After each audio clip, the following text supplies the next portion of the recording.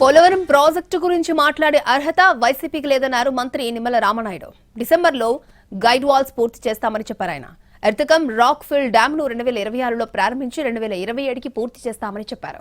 Triple engine సర్కారు వల్లే ఇదంతా సాధ్యమవుతోందని అన్నారు. కృష్ణా గోదావరి జలాల పంపిణీ విషయంలోనూ ద్రోహం జరిగిందని అన్నారు మంత్రి నిమ్మల.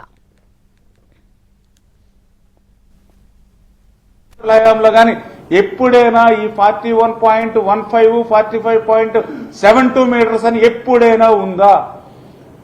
నీ పాలనలో, జగన్ పాలనలోనే ఈ యొక్క 41, 45 అని వచ్చింది నీ పాలనలో కాదా, నీ ప్రభుత్వంలో కాదా అని సూటిగా అడిగితే సమాధానం చెప్పకుండా మళ్లీ ఈ రోజు 41.15కే మరి పోలవరం అని చెప్పి నువ్వు అసత్యమైనటువంటి మాటలు మాట్లాడేటువంటి అర్హత నీకు ఎక్కడుందని అడుగుతూ ఉన్నాం.